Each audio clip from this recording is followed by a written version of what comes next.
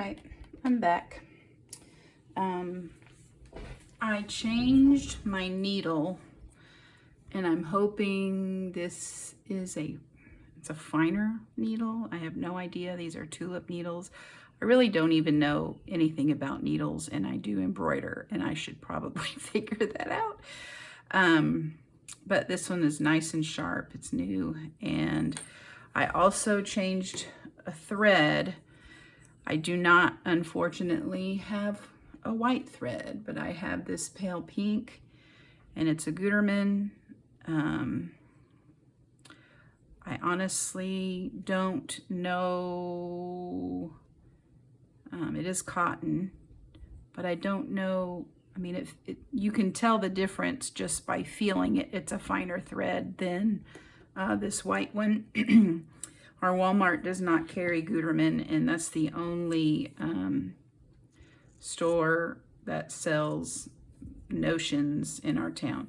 So the next time I'm near a Joann's, they sell Gutermann, so I'll do some investigating and get some white and maybe some black and other colors.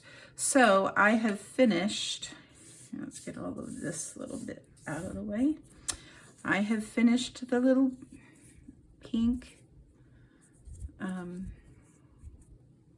babies. Isn't that cute? And the paper is still on there, so that is it's all the basting. The last one I'm gonna do is this yellow, because that's gonna be the center. I really can't see the camera very well.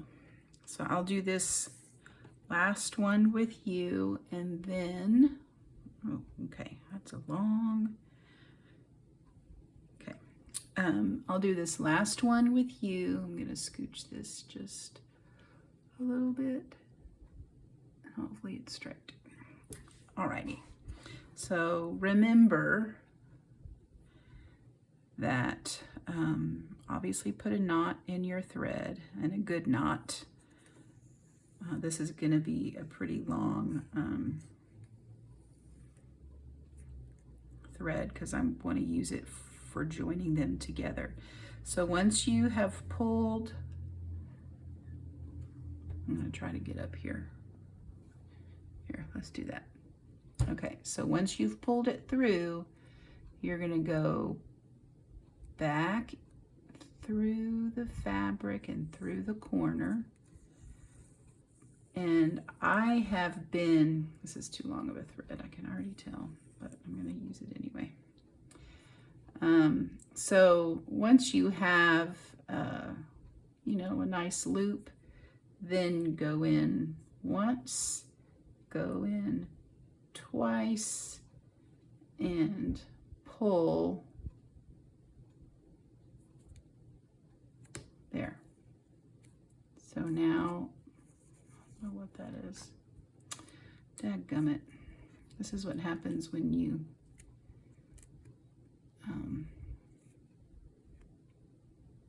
wow. See, aren't you glad you're watching this? Because I'm new to it. So when you mess up, just know that it's normal to mess up. I'm actually going to lower this so I can see the camera a little bit better. Let's try that again. And I am definitely trimming this off. I was trying not to have to thread my needle during this video because this is a very tiny eye and it was a little hard. Okay, let's knot it.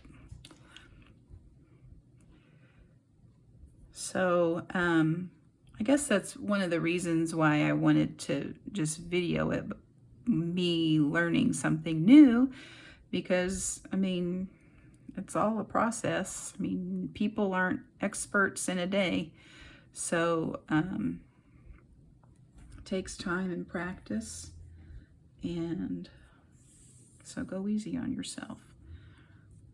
Okay, let's try this again. Okay, I'm going to go through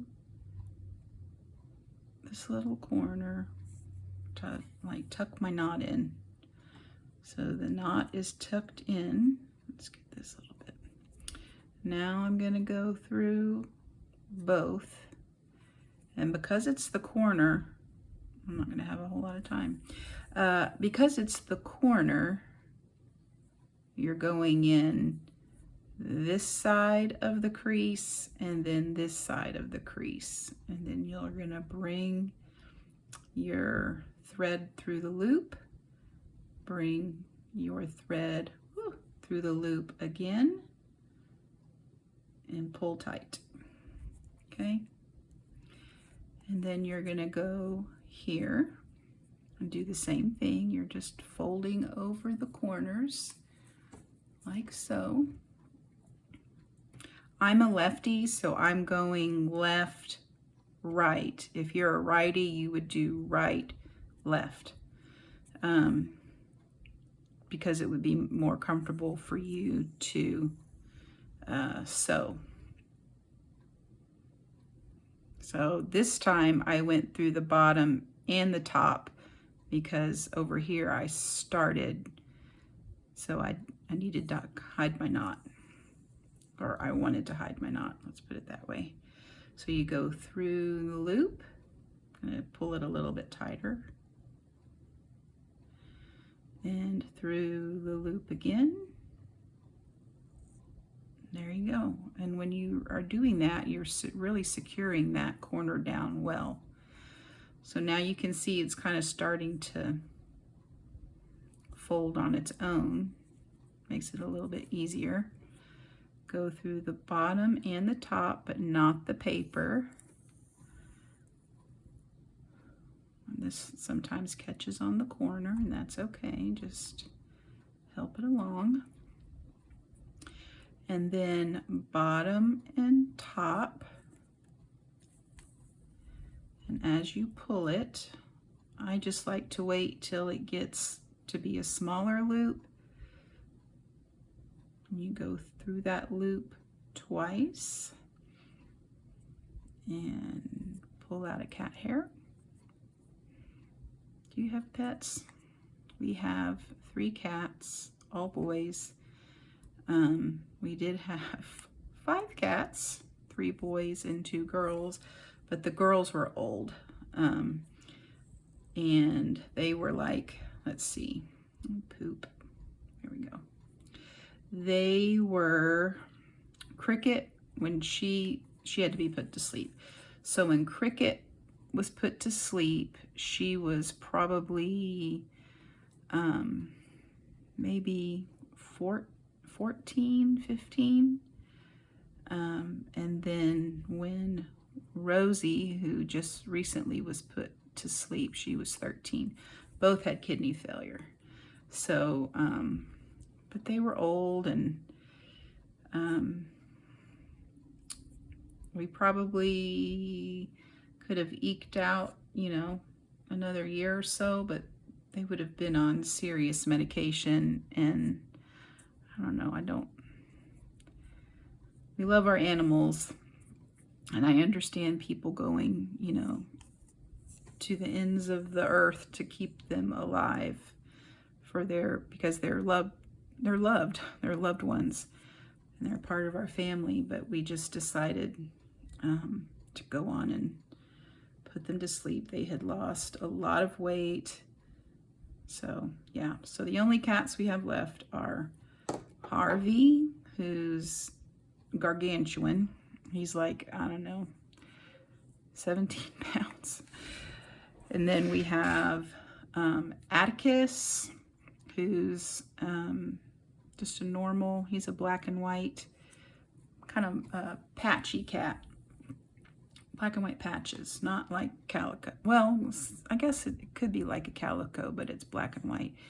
And then we have Cicero, who is an all black cat. And then Jemima is kind of, I mean, she used to be our cat a long time ago. And when one of our cats died, it was her best buddy, Chubby. she lost her marbles. I don't know how else to put it, but I've never, I mean, I know animals grieve, but she literally went insane. She would not come in our house anymore. She actually moved across the street. So for 5 years, that was when Chubby passed. I say 5, yeah, 5 years, 2017, was when we had to put him to sleep. He had thrown a blood clot and paralyzed his back legs and was having seizures. He was in a whole lot of pain. It was kind of an emergent situation. So there we go. Anyway, she left. She went across the street and did not enter our home ever again. And then when the people across the street moved, I had to coax her back over here to eat on our porch because she was not having anything to do with our home. But I will say over the winter, we had a really strong cold front come through, and I walked into our bedroom one day and she was on our bed. And I mean, we're talking 5.5 years, and she was on our bed, which means she came through the pet door, which means she remembered how to use the pet door. I was shocked. And then I was just flabbergasted. So yeah, there you go. Animals grieve. So anyway, we feed her and she allows us to pet her now, but she still doesn't come in the house except for, I guess, when she's super cold. Alrighty, so we're done. Here's yellow, and you can play with placement. We're gonna place these around like so. I think I want this one over here like that. Isn't that cute? Oh, let's move you. Isn't that cute? So move that back so I can move you back. So the way we do that is you're going to join everything to the middle piece. So I'm going to take this one. Let's see, how do I want? This one actually has a little hole punch through it, but others don't, because I just discovered I didn't need it. Okay, so here we go. So you line up, you're making like a little sandwich, corner to corner, and you're gonna stitch from one corner to the other corner and grabbing the bits of the tops of the fabric. This is why you leave the paper in, so that you have some kind of structure to the fabric. I'm going to go through the back just because I want to put my knot back there. And remember, I'm a lefty, so I'm going left to right. If you're a righty, you'll go right to left. But you want to join these corners up. You know what? I'm supposed to have this, well, it's supposed to be doubled. So your thread needs to be doubled when you start this process. So let me, ouch. So let me do that real quick.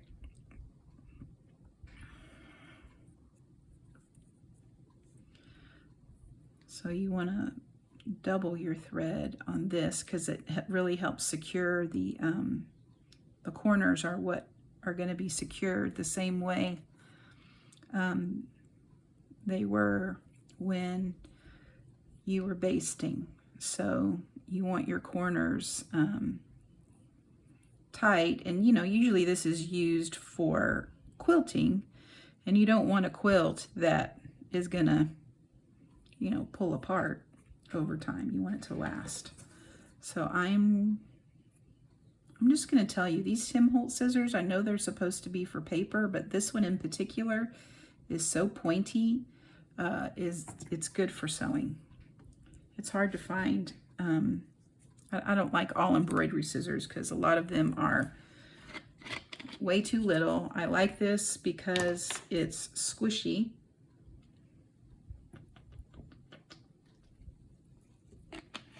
And comfortable. I don't like those little gold. They're cute, but I don't like those little gold sewing shears or sewing embroidery shears. Okay, so let's try this again. I'm going to go in the back side just because that's how.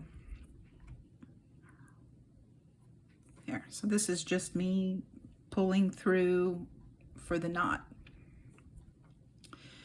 So now I'm going to do my best to get like that corner, not the paper, just the fabric. And so there you go. So that's how I do my first one. And now you're just going to go from, you grab the white part and the yellow part. And I don't know if you can see that.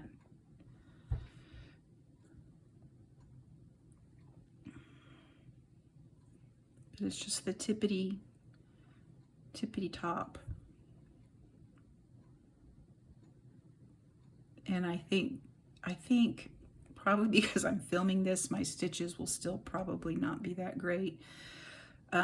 I feel like it's once you get into a rhythm of your stitching that you are able to be consistent with your stitching. And I don't really know how consistent a newbie like myself can be. Ouch, when that's the hazard of hand sewing, when I am talking. But it's okay. I'll take one for the team. I'm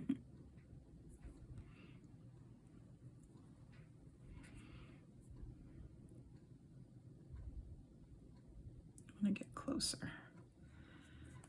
I also think probably the closer your stitches are together helps.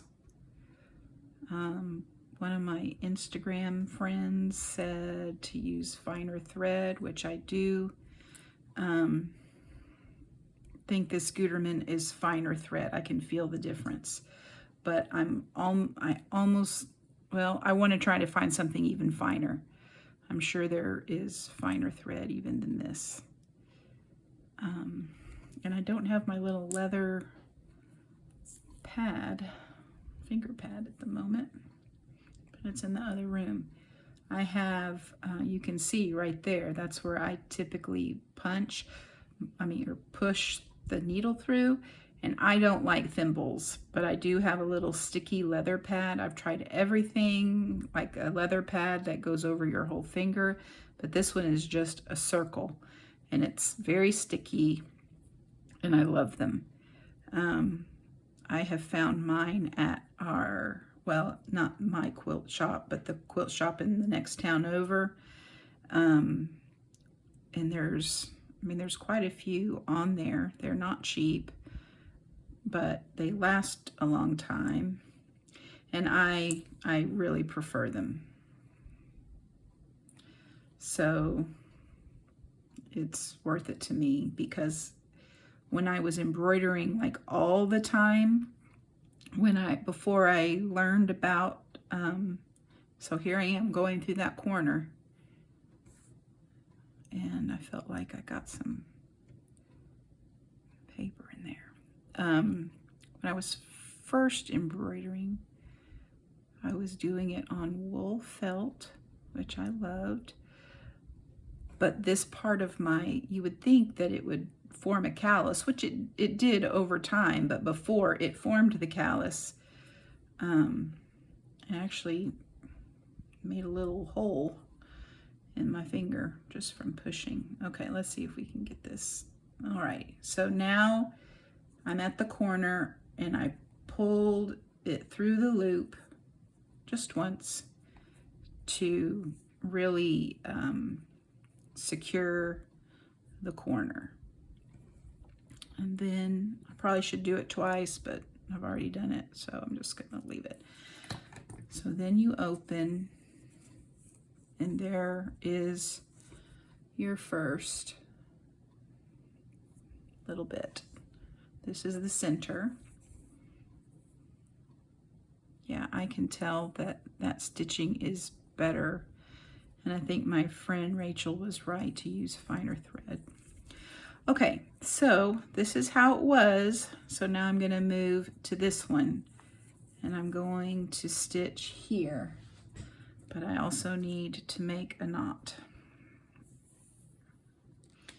I may have to pause and I don't finish in time because I need to go get my son. He's getting his learner's permit next week. And our other 18-year-old is taking his driver's test at the end of March. So after Daniel gets his permit, he has to practice for 6 months with a parent or someone who's, you know, a driver. And then he can get one. So I think by the time, let's see, March, April, May, June, July, August, September. So by mid-September, he'll be able to take his driver test. And they have been, gosh, those boys, they have been saving for their car. They got jobs a little over a year ago. One works at Sonic, one works at Dairy Queen, and they are worker bees. They are worker bees, and I mean, they have literally saved the majority of the money that they have made in a little over a year and a half.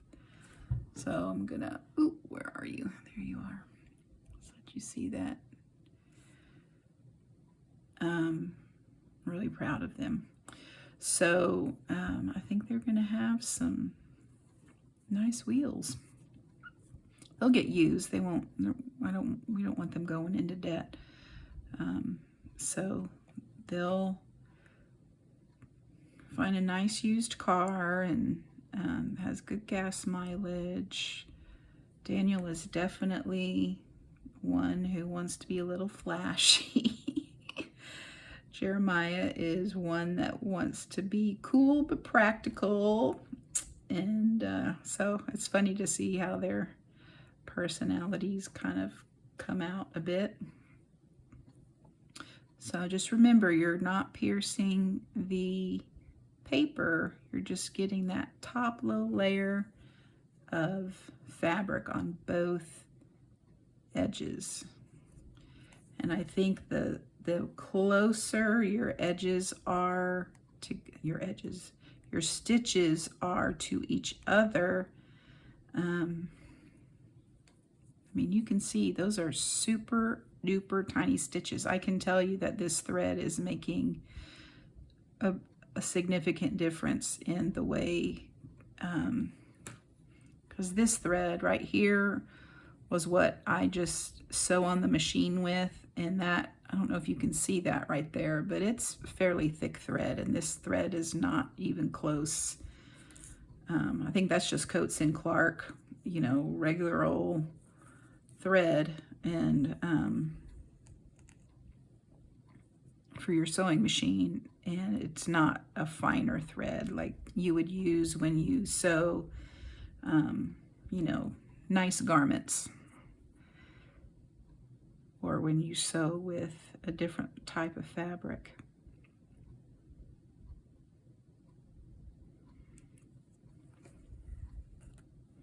My mom used to make a lot of my outfits, so I kind of grew up in a sewing household. She also likes to do needlepoint, and she also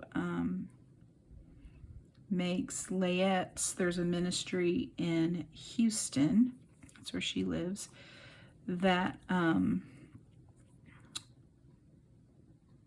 makes layettes for either teen moms or just moms who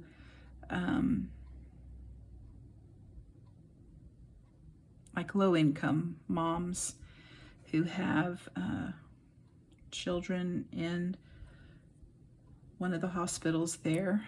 And so she makes all the little edging. They use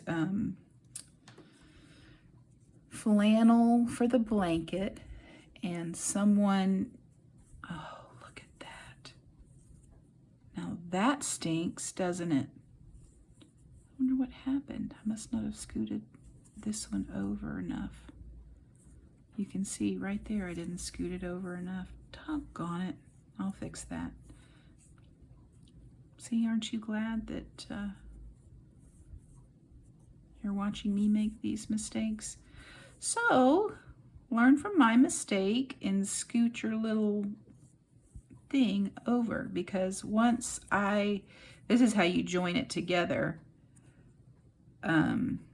It's not gonna, I mean, that's just way too big of a gap. That's not cool. So I'm gonna go to this one. I'll fix this at the end. So when it comes up, it's supposed to be like that. They're supposed to touch. And these are very far away from touching. So maybe my paper piece wasn't good, but I can tell I didn't move it. That won't be difficult to fix. I'll just take out those stitches. So when you're joining it together, I mean, they need to touch. Oopsies. Okay. Learn from me. Save yourself some heartache. I'm gonna be able to do this one, maybe another one, and then I have to leave. And I'll when I get back, I'll fix my boo-boo and put it back on and film the rest of the ending part of the process. Okay. We all make mistakes, y'all. None of us are perfect. There's only one person perfect. It's Jesus.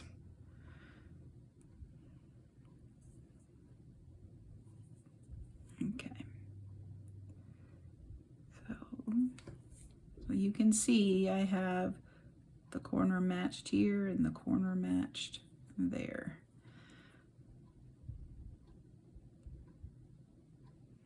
That's what you want. You want your corners matched.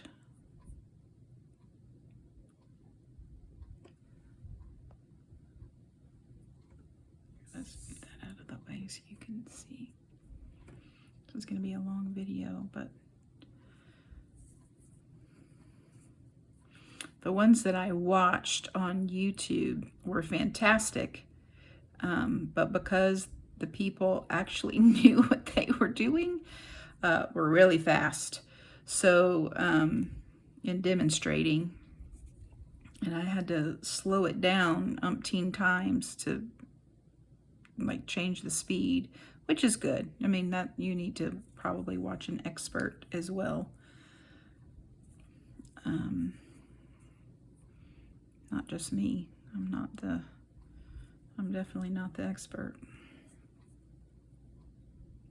Our spring break is coming up. I don't know when other states have their spring break. Maybe they have it later than we do. I don't know. Maybe some do it around Easter. So we just have a few more weeks. And then no school for a week. And then we also get Good Friday off. In the past, we would get Good Friday and Monday, but not anymore. Or sometimes we would get Thursday and Friday off when I was little.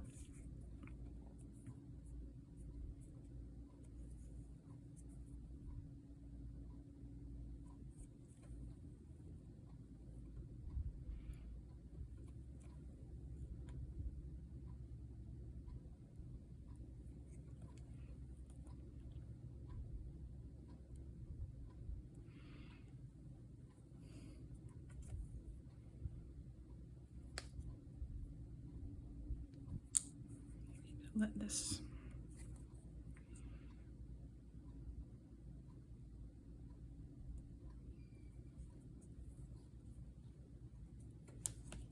There we go.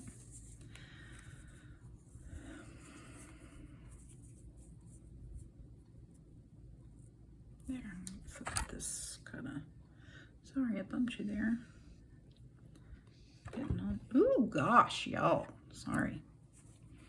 Okay, so here it is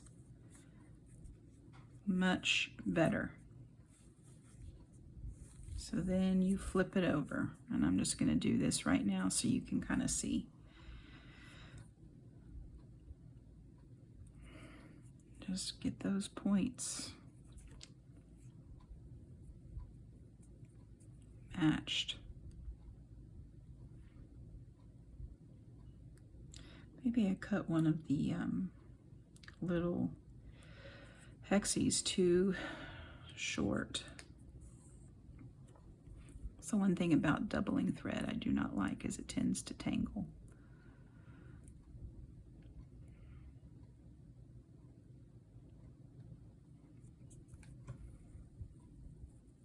So you see how I just folded that over? That's the center to put the pink in the other ones to make them little sandwiches. I think when I come back, I'm gonna get my little leather patch. My finger's starting to hurt.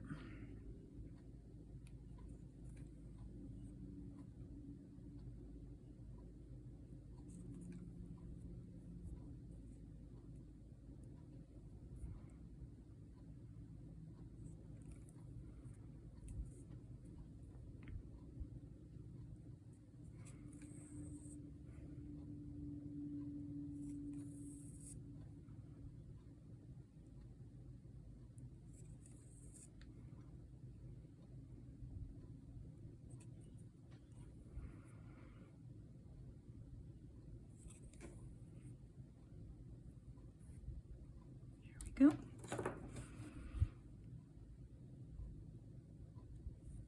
If I were making this into a quilt, there.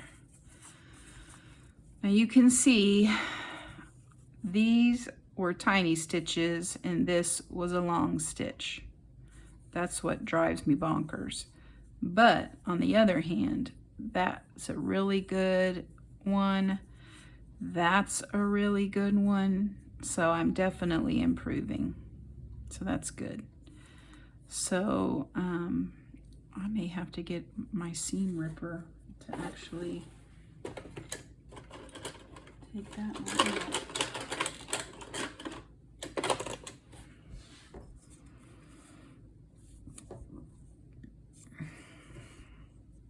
You know what? I'm going to turn this light on.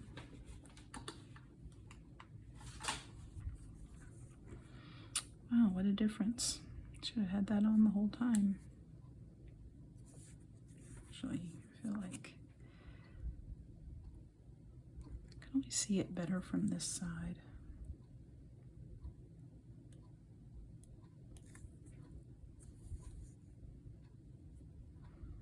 And yes, I'm doing this in a weird angle.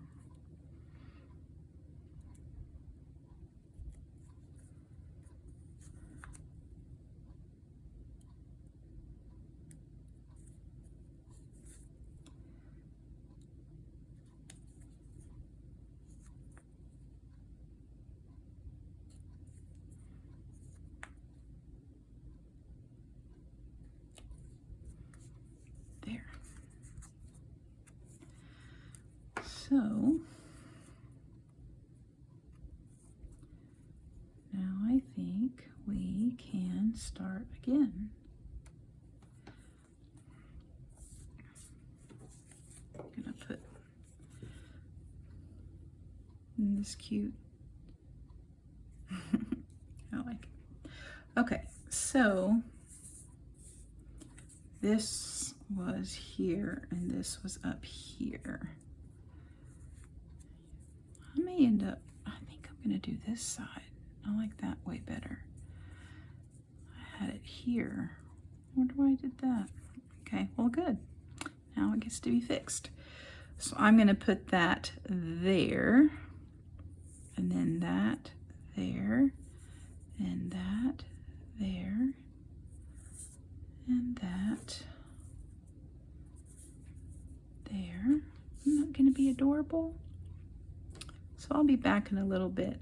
So here you can here, let's see if I can zoom you in, and there we go. So right here is the stitch that's just too long, and that one's too long. Here you can't see any, and here you can't see any, which means my stitches were way smaller, like over here. And then I think I was talking, I'm not paying attention. So when you're starting off, just pay attention to what you're doing. And I think, you know, the more you make these, if you end up enjoying making them, it will become second nature. It's just kind of like muscle memory. So I will be back.